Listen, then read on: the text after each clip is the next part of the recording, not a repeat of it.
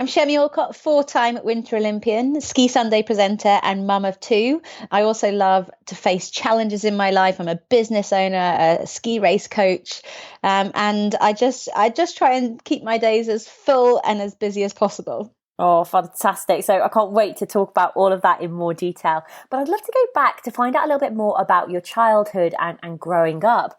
Did you grow up in the mountains? Were you from quite like a sporty, outdoorsy family?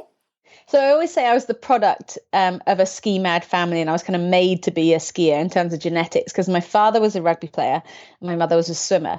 So I always say I've got his glutes and her lungs, and voila, there's a mountain goat for you. But I guess we got into skiing with my eldest brother when both my parents retired from their sporting life away from the slopes. They were both allowed to ski for the first time. They fell in love with the sport quite later on in their life. But my eldest brother, 8, he was really naturally talented. And the French ski instructor saw him on the hill and they kind of pinpointed at him as someone who could be good.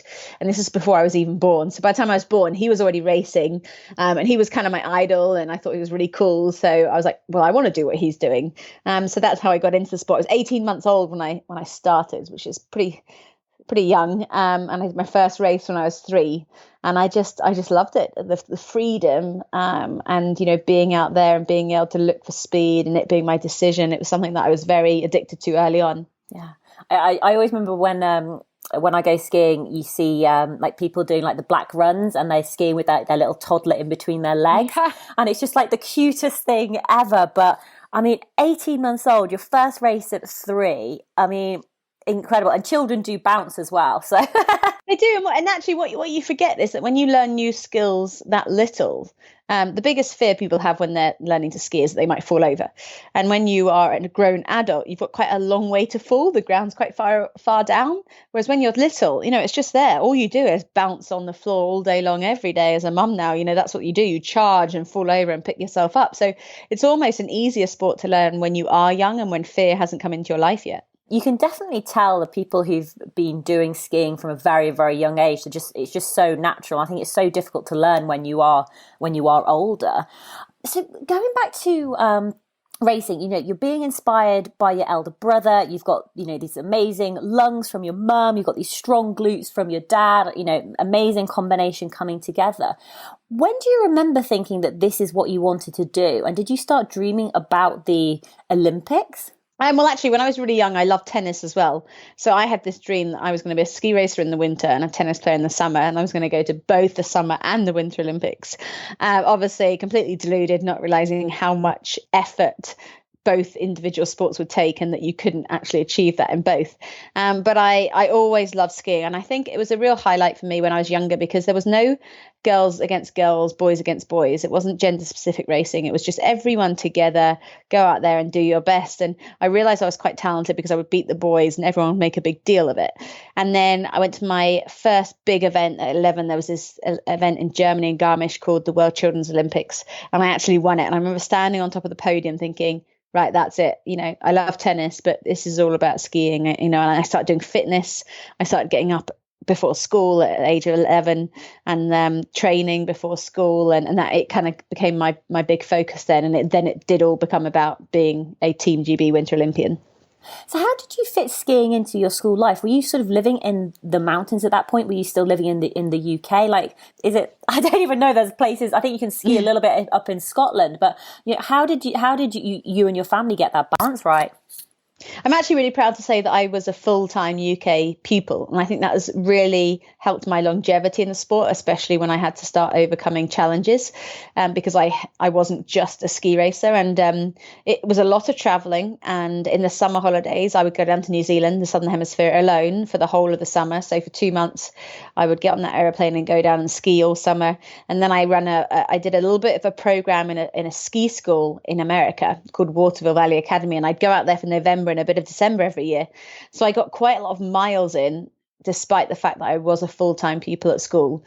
And I would fly out for weekends. I remember the first year that EasyJet launched, my mum bought all these £5 return flights, and I'd literally go out on the Friday and come back on the Monday morning, and I would ski all weekend. So there was a lot of traveling, a lot of dedication, but I never sacrificed the kind of growing up stages that a normal school girl would have. Were there many female skiers who were sort of your role models when you were growing up? Yeah, I mean, there was a Swedish skier called Pernilla Wiberg who I just idolized. From Britain, we had some skiers as well, but I knew that I had a screw loose and I knew I was going to be a bit more of a speed skier. And Emma Karakansen was a very talented skier, but she was definitely a slalom skier, and I wanted to do more disciplines than that. And Pernilla Wiberg, this Swedish racer, was an all-rounder, and she was just amazing, and I loved her style and her technique. And she didn't win all the races, but she had this amazing grace. In fact, I ended up racing against her in a World Cup. So I remember going to Selbach. It was how I qualified for my first Olympics at 19 years old. And I was in the start gate after the first run, and I had a good first run, and I was starting just behind Pernilla Wiberg, thinking, focus now, Chemmy, focus. Like, your whole childhood was spent watching her, and now you're racing against her. And that was a really amazing moment for me. Oh, did you beat her? I actually fell and walked up. I still had a pretty good result. I think I came 20th or 19th. But I beat her on one run. But no, definitely not. She was amazingly talented. But how amazing is that, though, for somebody who you've idolized and looked up to, and then suddenly she had such a long career, so it was amazing to be able to do that. And I had quite a long career myself, and it kind of goes around, because I remember being when I started working with Marks and Spencers when I was younger, doing modelling their ski range, and I think I was around 22, and we went to France, and they said, okay, actually, do you know anyone local who could pretend to be your child? We need a young girl. And I was like, oh, well, my ski coach's daughter is, 6-7 years old. She could work. So obviously I was only 22, so it would have been possible, but a reach for her to be my daughter. But we did this photo shoot with Romaine, and she was my the young girl and all of them, and I was the older girl, and I ended up racing her in World Cup. And it was always funny because she would call me mum everywhere, and people were like, that's not your mum, is it? And I'm like, no, we just did this shoot together when she was a kid. So it's an amazing career, because I think you have a lot of injuries, you have a lot of time out from the sport whilst you're still at the highest level, because that's the nature of it. You've got to take risks, you've got to be prepared to push yourself, so you do have time out, but it means that you can keep going longer. And because of the different challenges physically of the different disciplines, if you become a speed skier, it's very much a mental game. And yes, physically you have to be very, very strong, but you don't have to be so agile as a technical skier, slalom or GS skier. So I started off as a tech skier and then ended up, after injuries, becoming more of a speed skier. So that's why I was able to have such a long career. Let's talk about some of the injuries. So I've read on your website that you've broken 49 bones in your life, and you had quite a serious accident when you were 11. Do you want to share a little bit more about that?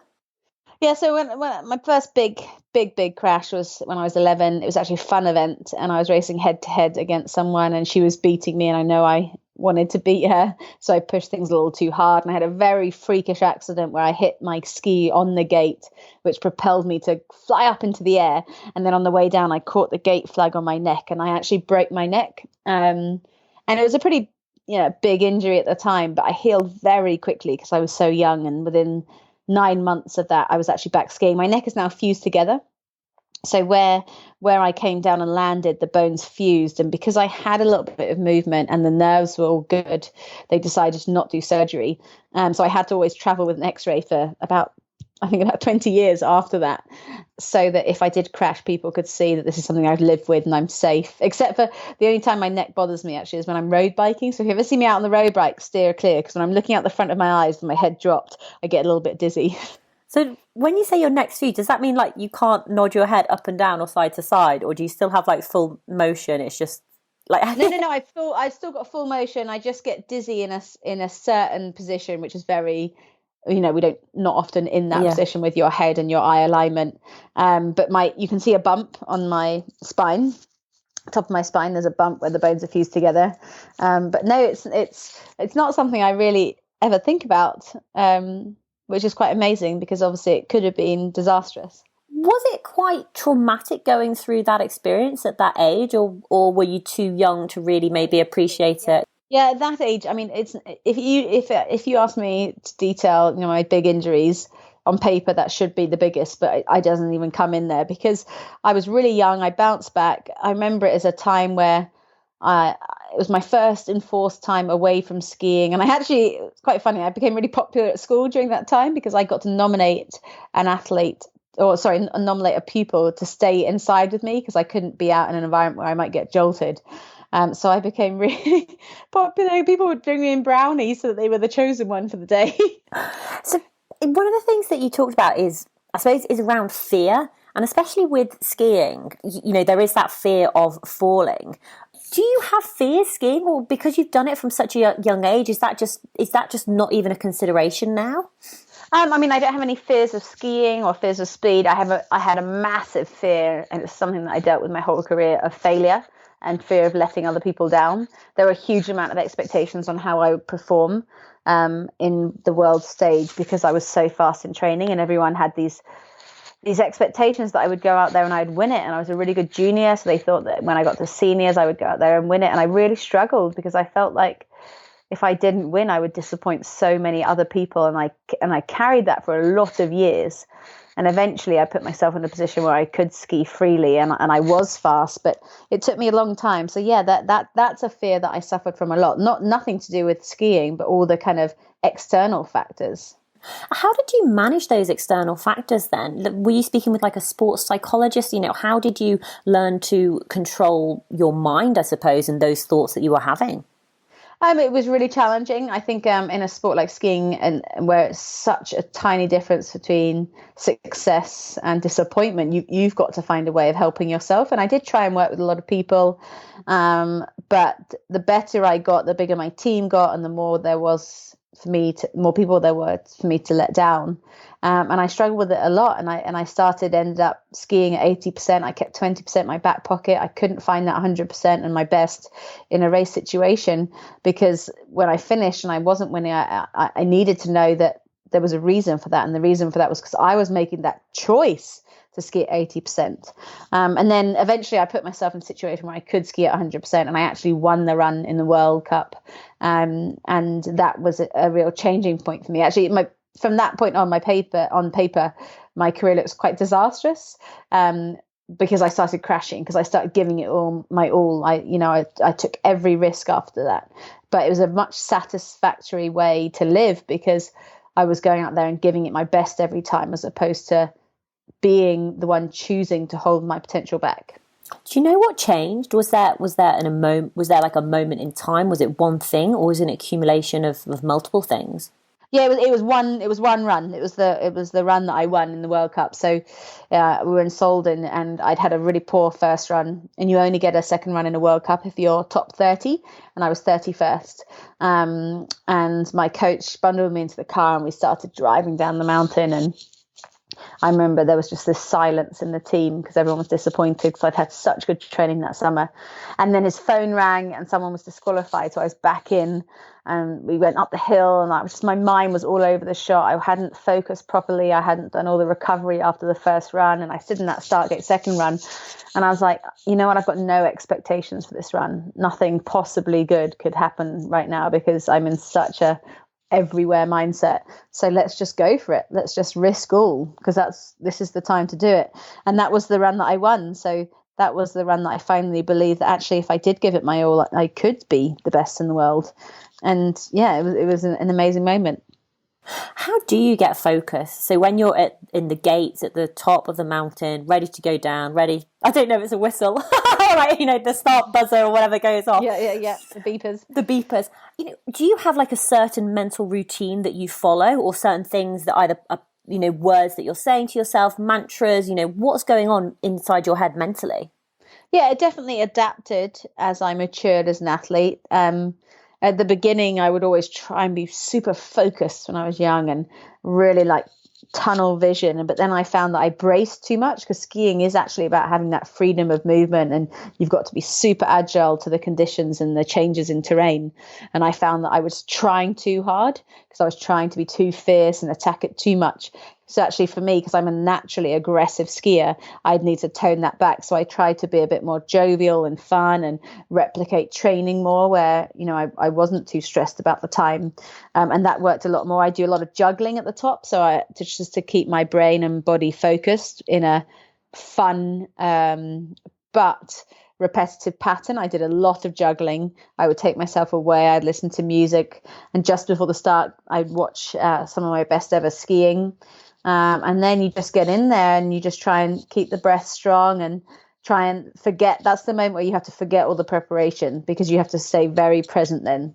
Even if you're pushing out the start, if you make a mistake, you have to still stay in the present. And that's the very difficult, not thinking about the work you've done in the past or expecting how you're going to be in the future and your time and the bottom of that run. You just have to stay right in that moment. Yeah. What sort of music were you listening to get yourself in that mood? Any favourite songs? God, everything. I mean, when I was young, I listened to, and I probably shouldn't admit to this, but Britney Spears is Stronger and Cher and Believe, like all these cheesy ones. I'd basically find anything that had a mantra in it that would make me think that I was going to do better. And then I went through a rock phase. There was a song that Paul Oakenfold did called Speed that was a pretty aggressive, fast-paced song. And yeah, so I went through everything. I tried everything. When you're an Olympian and a Winter Olympian and you're in the world of sport and skiing, was it easy? Were you getting sponsored? Like, were you being supported by the government? Were you having to get your own personal sponsors? How do you fund your skiing life, or how do you fund your life as an Olympian? That's a really good question, actually, and it's quite a surprising answer for many, because I was ranked 8th in the world in ski racing and I got no support from the government, no support at all. And I think lots of other sports, if you're in that kind of top elite, you're fully funded, you're making money, but because skiing isn't recognized so much as a sport that we should be good at, I didn't receive the support that way. So I've always had to go out there and get it myself, which at the time was really tough, going into these meetings and having to make people believe in you and your dreams. And I was really fortunate to have some amazing sponsors and support throughout my whole career. But you have to back yourself and you have to be confident, and you've got to have a sales pitch. And actually in retirement, it is an amazing skill to have had to have. A lot of athletes retire from their sport without any much more worldly skills, but as an unsupported sport where you really believe that you can make it, you have to go out there and sell yourself. And I think it's treated me really well now, and it gives me a confidence to kind of be anyone I want to be, because I have done some tough things to go out there to follow my dream. I'm absolutely gobsmacked. How can you be 8th in the world in skiing? You're the best female skier that we have, and not get support. It was just tough times. I mean, I remember UK Sport did manage to back us a few years in a row, but it was a sixth of my program costs. And then as soon as I got injured, they pulled the plug on it. I remember BBC coming over to my house to interview me after my leg break, and they dropped the bomb that UK Sport, and it wasn't even the money, because they weren't giving me that much money. It was just they just didn't believe that I could be back, and that was a psychologically really low point for me, because I really wanted to come back from that injury, and I just was like, oh, I'm alone now. But you just got to make it work. You've really got to believe, like you've really got to fight in order to do it. And, a lot of people rely on their parents, and that's really tough as well, because, your parents have worked really hard financially for that. And at that level, when you're, competing on the world stage, you hope to be supported. And I was really lucky throughout my career to meet some amazing people who believed in me. Going back to recovery from injury, you've had to do that quite a few times, because you have had, quite a few injuries throughout your skiing career. How do you go about doing that, when you're starting back at the beginning again? You have these tiny daily goals. And actually, when you're rehabbing, you're very, very busy, because there's so many things to do, that you just got to remember why you're doing it. The skiing is the most incredible sport in the world. You will have injuries. Everyone has injuries. And you just got to think of the end game, but at the same time stay present in the daily achievements that you're making. And whether that's going from a day where you're on crutches to the next day you're finally crutch free, or pain free. Diaries are really amazing during that time, I think. You've taken on a number of different physical challenges where you do have to push your body pretty hard, and you did the world's toughest ski race in Greenland. And I'd love for you to share a little bit more about what that race was, like some of the distances involved and how that all came about. So when I retired, I wanted to keep physically fit, so I knew that I should sign up for something, because I'm very competitive, that made me have to train. So I thought, this will look good on my CV. I'm going to do the world's toughest ski race. Not realizing very naively that it was a cross-country ski race across Greenland, across the Arctic. And it was 160 kilometers, so 3 marathons in 3 days, camping in between. I am not made to do endurance sports, but I always love a challenge. So I signed up for that, and I didn't really have much time to train because I was really busy doing this other stuff. And I remember a few times I went to Chamonix and I tried the technique along the Vallée Blanche, which was a super flat cross-country trail. And then we flew into Greenland, and I just remember being wowed by the enormity of the mountains, like these huge mountains, thinking, oh gosh, it's not flat at all. And it was just an amazing race. Like the whole of the country like comes out to support. And I had bright pink hair at the time and these feathers through it. We were raising money for Ski for Cancer.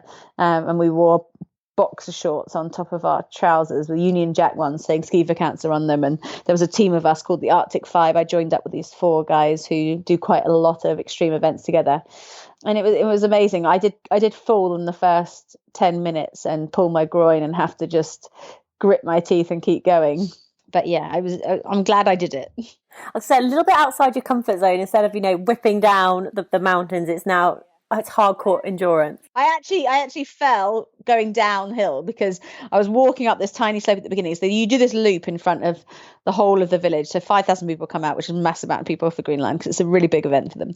And they come out and they stand at the bottom of this tiny little ski run they have. So you hike up and then you ski down it. And as I was going up, this guy, I looked to my right and this guy overtook me and he must have been about 70 years old. And my ego was like, oh God, I am so useless, this guy. But I was like, I'm going to take him on the way down because I'm a downhill. That's what I am.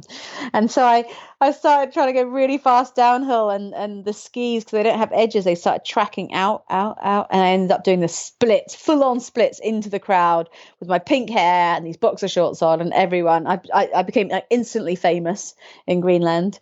So the whole time after the race, everywhere we went, people were taking photos of me, not because I was cool, but because I was the hilarious crasher into the crowd. And that was just in the first 5 minutes. Have you done many endurance sports since then? There's sports that I know I can do. So I've done the London 100 miler. I've done quite a few bike events actually. And I was supposed to be in Rwanda, cycling across Rwanda for Right to Play, a charity that I support. But obviously it's been delayed.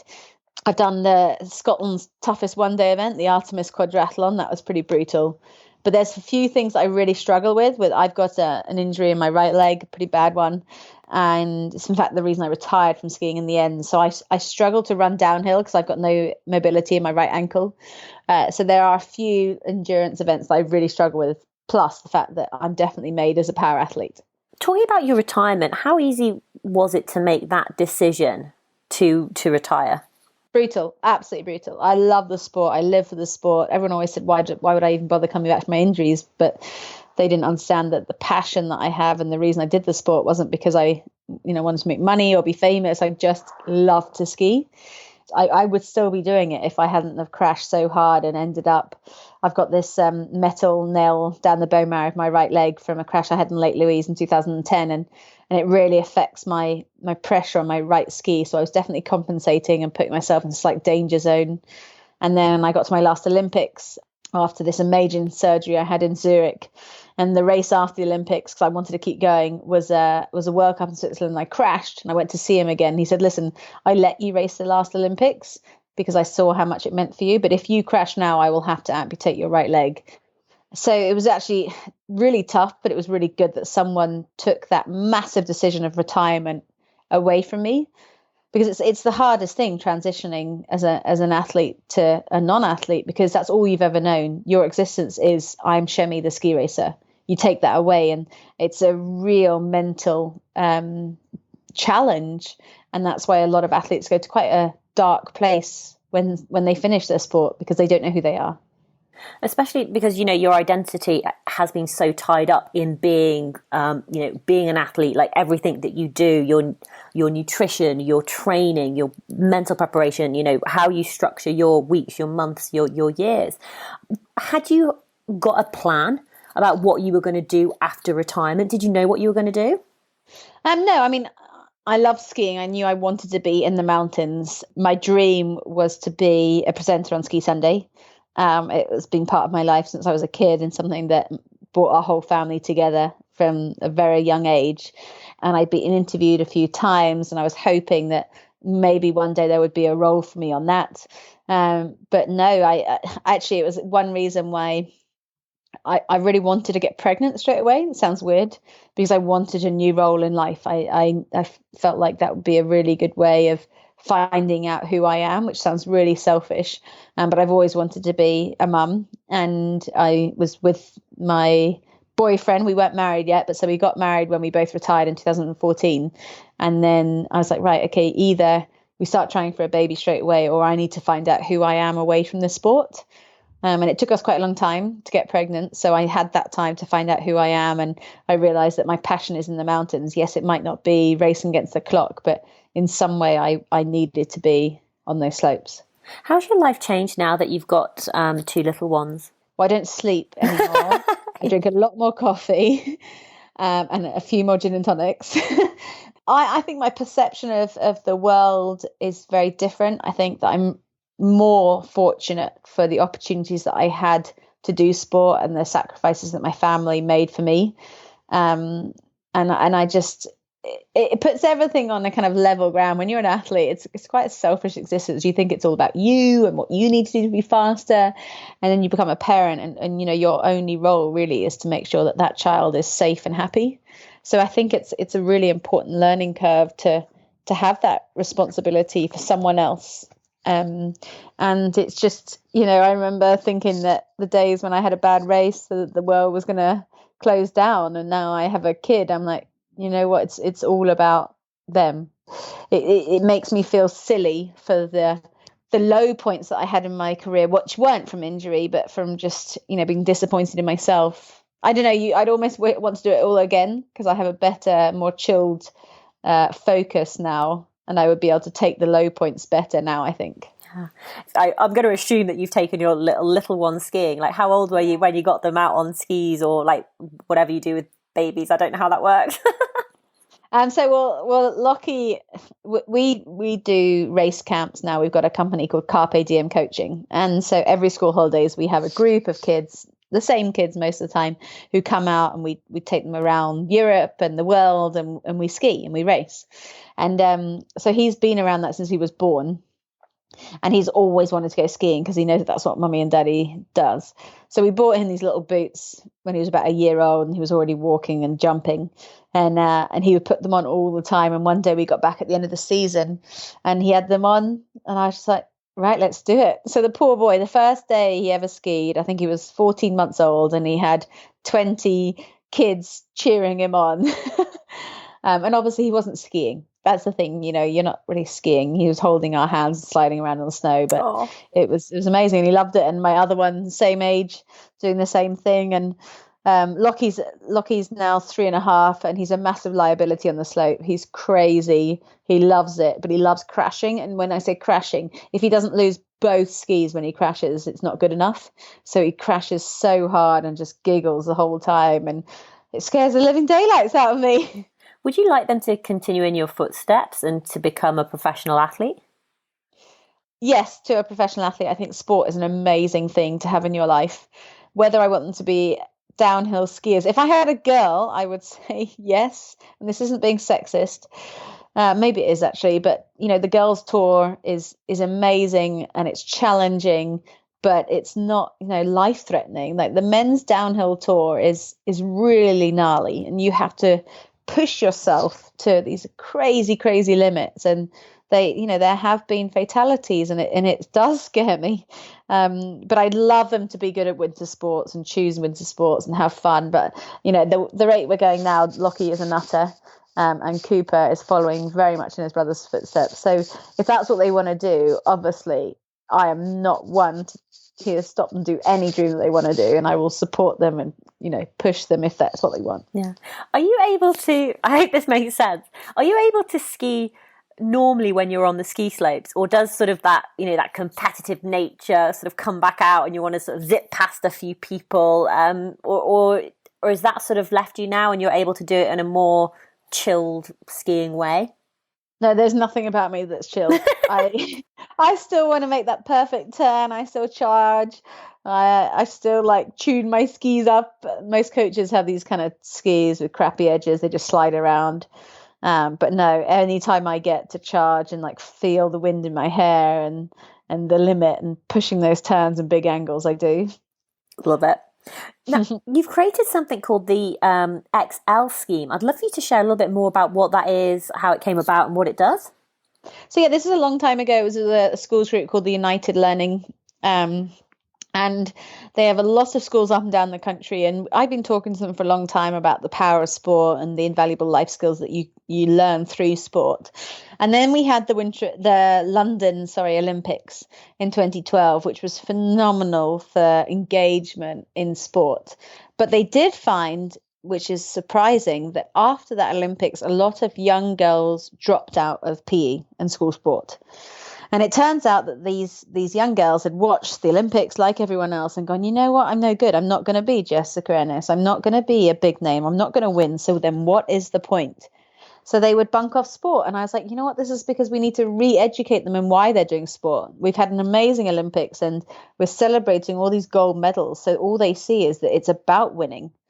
And so that was we went and created XL to create young, confident women through sport and leaders in their own communities to go and spread this message that you don't do sport to win. You do sport to lose. You do sport to pick yourself up from the ground when you've got knocked down. You do sport to listen for health reasons, to take responsibility for your actions, to reflect on something that you've gone out there and pushed yourself for. There's so many reasons that we do sport. And it was really successful, and it's still doing well. I'm not so active in it now because that was our intention, was to create something that our leaders could own themselves. And these leaders are girls in the schools now who then create more leaders for the younger generation. And it's doing really well. Yeah. How does exercise and sport play a part in your life at the moment? What are you doing to keep fit and active? If I don't do anything physical every day, I struggle very much mentally with my health. I feel low. I can't enjoy what I'm eating, and I love food, and I struggle to sleep. So it's definitely something that I need from a mental health point of view. I definitely enjoy being physical for, keeping up with my boys. Aesthetically, I can't be too big, overweight, because my knees and my legs start hurting from all the injuries that I've had. And I found that after my second baby. After Cooper was born, I went back to work very quickly, 2 weeks old. I was back at World Champs working for BBC, and I just ate sugar that whole winter to survive because I was so exhausted from breastfeeding and no sleep and working that I just kept reaching for sugar. And it got to the end of the season, and I was definitely addicted to sugar. And I asked one of my friends, Sarah Lindsay, who was a 3-time Winter Olympian in speed skating, who does transformations, said, look, I really would love your support. I want to change, and now's the time to do it. And actually, I finished that season at 83 kilos, and within 12 weeks, I was down to 69 kilos, which was more of my natural weight. And my pain had gone in my knees, and I felt better about myself, and I was sleeping better. And I was no longer craving sugar the whole time. So it's a twofold thing. I love sport. I've just learnt to wake surf this summer, and I want to put my body physically in a position where I can always try new things and it's ready to it. So it can deliver. When I want it to, it can deliver. And that's what fitness is to me. It's not about how you look or targets you hit. It's about making sure that anything I want to do that's sporty and outdoors, I'm ready to do it. Yeah, 100%, 100%. So, Chemmy, I want to mix things up a little bit now, and we just want to ask you some quick fire questions. So my questions may be quick, but your answers don't have to be. Are you a morning or evening type of person? Oh my God, so morning. I'm terrible in the evenings. I get really tired. In fact, it's lucky that we got this in before 6 p.m. because I start nose diving because I'm so active, boom, boom, boom, all day. And as soon as I sit down, I fall asleep pretty much. So, what time's your alarm go off? I don't have an alarm. I don't need an alarm. I've got 2 young boys who don't love sleeping. So around 6. Around 6. Do you have a morning routine, or is that just completely out of the window with the little ones? No, I would love a morning routine. Oh my gosh, I used to do yoga. I used to wake up and do yoga and then have a coffee and then write in my diary. And oh my God, no, my morning routine is getting jumped on and playing. And then coffees. I mean, coffees play a large part in my morning. I was going to say, that was going to be my next question, tea or coffee. So I think you've answered that. Coffee, although 2 weeks ago, we just did a staycation in Cornwall. And every time, it was quite cold, every time I got out the surf, I got into having a cup of tea and a scone. And now I'm back into tea, but not as much. I mean, I could live without tea, but I couldn't live without coffee. What about a movie? Do you have a favourite movie? Point Break, the original, back in the day. It's like cheesy surf movie with some hot guys in it who rob banks. Love it. Well, what about a book? Are you currently reading a book at the moment, or has there been a Oh my book? God, I've got like 10 books, but I never get the chance to read them because at night we've just started something, because we used to read at night, but now we're watching a TED Talk every night. So we started this a couple of months ago. So just in the evenings, it's our wind down. We sit together in bed and watch a TED Talk. So we don't read so much anymore. But yeah, I love books. I love them. I buy them all the time. Are you into like, is there like a particular genre of books? Do you like action books or mysteries, or are you like self-help books, or just anything? So I used to really like kind of trashy books, if I'm honest. Mills and Boone. Yeah, just like romance, like trashy. But I do like the kind of crime books. If I'm on a beach, which I'm lying down, which hasn't happened for a decade, but I did used to like. Is it James Patterson? Yeah. I love the crime books. So I started buying intellectual books to learn about the world. So like the history of the 50 most important places in the world. But I read the first 2 pages and fell asleep. So I do love books, and I love touching a book. You know, I think e-readers are great. And I've got an iPad that I read on as well, but I love like still having the books. And I think the next question is going to be pretty obvious. Well, pretty obvious. I'm going to assume that it's, are you more of a beach person or a mountain person? Oh, see, no, I'm both. So I water and mountains are my thing. So whether that water's a lake or the ocean, I love the ocean, the power of the ocean. But I could not live without mountains. What about food? What's your favourite type of food to eat sort of in normal life, and what's your favourite type of food to eat when you're competing? I love spices. I love Indian, Asian food. I love curries. My brother's an amazing cook, and he lives with me, and he's just always about the curries, and just, you know, he's one of those guys who goes to the herb cupboard and the spices cupboard and just like pinches things and tastes it and then pinches more, and I'm just like in awe of that, because I'm a terrible cook. All I think about is, okay, protein, carbs and veg. Like I'm literally that nutritionist plate where you've got like dry chicken and rice, brown rice, and then the veg. I'm so boring. But I love food, so he loves cooking, so it's actually a really good person to live with. But yes, I actually don't eat carbs much anymore. The only carbs I really eat is sweet potatoes, or if I've got a really big day ahead of me, I'll have some oats. But I don't need carbs for energy. I kind of more follow the paleo diet that way. What do you do for rest and relaxation? Yoga. I love yoga. And I've got a friend who I tune into called Danielle Wills, who runs yoga around London. She does online stuff, and that's what I love doing to relax. And I love wake surfing. Is that relaxing? Well, I think it is, because it's just I'm out. My head is all over the place. Like I live at this crazy speed that I have to do something to relax. Because if I lie there, or if I have a massage and I'm trying to relax, I mean, I don't find massages relaxing at all, because my brain's got nothing to focus on for an hour. So it just goes through all of my to-do lists. And that's just horrible. What about music? So you did mention a few songs that you like to get you in the mood, but is there, a particular genre that you like, an album, an artist? Oh, I'm an all-rounder. I love Xavier Rudd. He's probably one of my favorite. It takes me to the beach the whole time. But I love everything. I can't listen to the same the whole time. I'm very much a Spotify playlist searcher. So if I look at my Spotify now, I'm like, oh, summer throwbacks, ski fitness, happy chill morning, Friday evening. So I Google stuff and I just follow it. Love it. And finally, what are the words that you try and live your life by? I never lose. Either I win or I learn, which is my mantra for everything. To go out there and do something, and don't be scared to make mistakes. There's so many of us in the world who have this fear of failure. And actually, for me, I think you learn when you fail. You learn when you make mistakes, because that shows that you're taking a risk and pushing yourself out your comfort zone. So you never lose. Either you win or you learn. And Chemmy, where's the best place for people to follow along with your adventures and find out more about you? On social media, I'm Chemmy Ski on everything, which is spelled Chemmy with a CH at the beginning. And yeah, that's the best way. Chemmy, thank you so much for coming on Tough Girl Podcast to share more about your passion for skiing and providing so many top tips and awesome pieces of advice. Thanks, Sarah. Thank you. Good luck with everything.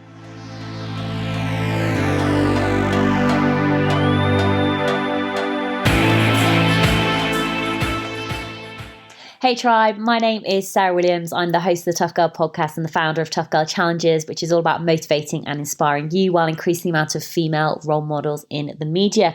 Everything that we've talked about today with Chemmy will be available in the show notes at toughgirlchallenges.com. So please do go and check it out.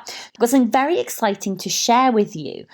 So there's a new podcast coming out. It's called Hungry for Adventure, and it's been created by Alex Mason. Now, let me just tell you a little bit more about Alex. So we've been speaking to Alex since 2017 when Alex first came on the podcast to share more about her quitting her job in 2015 and through hiking the PCT, which she's done twice before she headed over to New Zealand to through hike the Te Aroa Trail. So Alex has been a regular now on the Tough Girl podcast. She's been on 3 times and she's just recently started this new podcast called Hungry for Adventure. So I'm just going to share a little bit more about Alex and a little bit more about her background, and then I'm going to play the first intro episode, which is only about a couple of minutes long, about what Hungry for Adventure, the podcast, is going to be about. So Alex, 36, she is a multidisciplinary adventurer, and since 2015 she's hiked over 9,400 miles across America and New Zealand on the Pacific Crest Trail, the Appalachian Trail, and the Te Aroa Trail. Alex has cycled around 4,000 miles across Australia and Indonesia. She's also climbed up to 6,500 meters on Mira Peak in the Himalayas, and she's rode across the English Channel.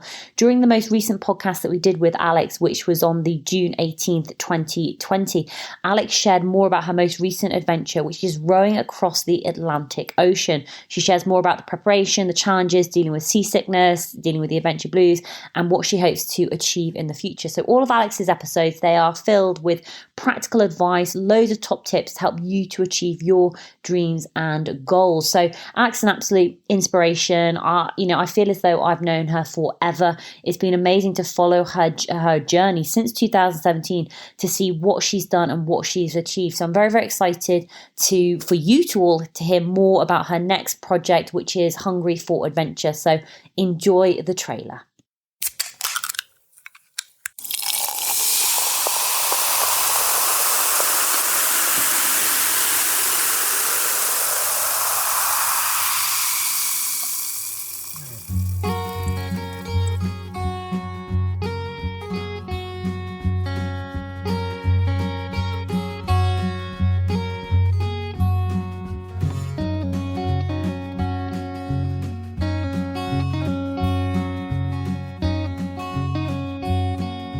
Hello and welcome to the trailer for my new podcast, Hungry for Adventure.